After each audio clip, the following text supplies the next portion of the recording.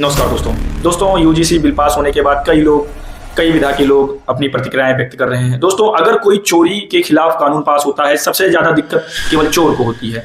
अत्याचार के खिलाफ अगर कानून पारित होता है तो सबसे ज्यादा दिक्कत अत्याचारी को होता है। अगर किसी भेदभाव के खिलाफ कानून अगर पारित होता है तो उसी को होता है जो भेदभाव इंसान से इंसान के प्रति भेदभाव करता है।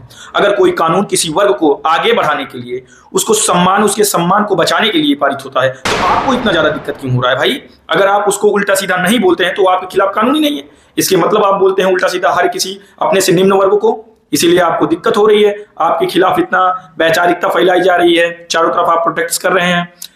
जातिगत भेदभाव, पक्षपात हमारे समाज की एक ऐसी पुरानी प्रथाएं हैं जो एक बड़ा आदमी एक छोटे आदमी को करते हुए आ रहा है।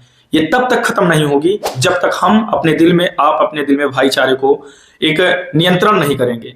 जब तक ऊंच नीच का भावनाएं रहेंगी तब तक ये जातिगत वैमनस्यता फैलती रहेगी। उस समय पहले जब आरक्षण का कानून आया तो लोग इसकी भी अवहेलना कर रहे थे। आरक्षण एक ऐसी कड़वी दवाई है दोस्त, यकीन मानिए कि ये समाज सुधारने का ही कार्य करती है।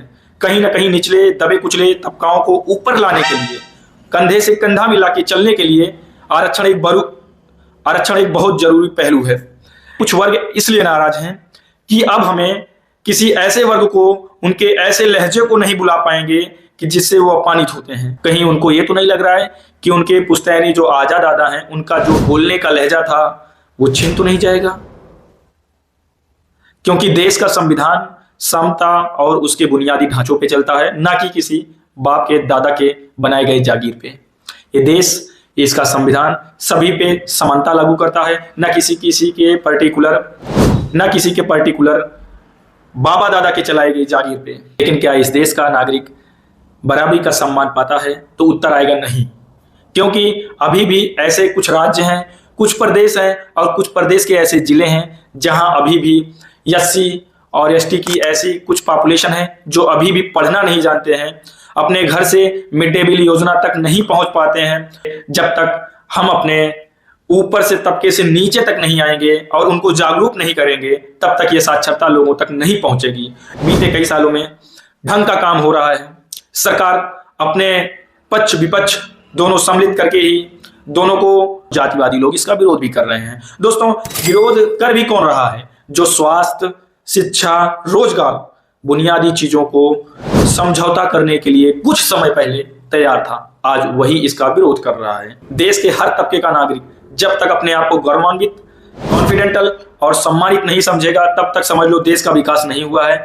यह देश की मजबूती के लिए जो यूजीसी का कानून लाया गया है, यह देश की मजबूती तथा युवाओं में एकजुटता के लिए लाया गया है और ऊंच नीच को खत्म करने के लिए ही लाया गया है। इससे जो व्यक्ति परेशान हो रहे हैं, कृपया उनको उस कानून को पढ़ने की जरूरत है और उसका एनालाइज करने की जरूरत है। देशवासियों को उनके हित में लाया गया है ये कानून, उनके सम्मान को, उनके आत्मसम्मान को बढ़ाने के लिए ही एक कानून लाया गया है।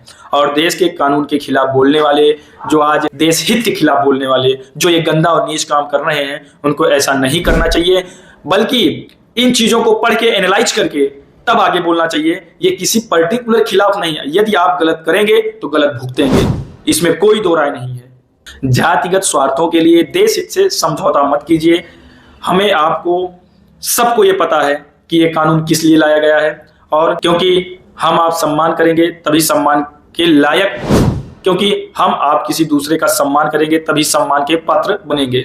सबसे पहले देश है, जाति बिरादरी वर्ग बाद में है।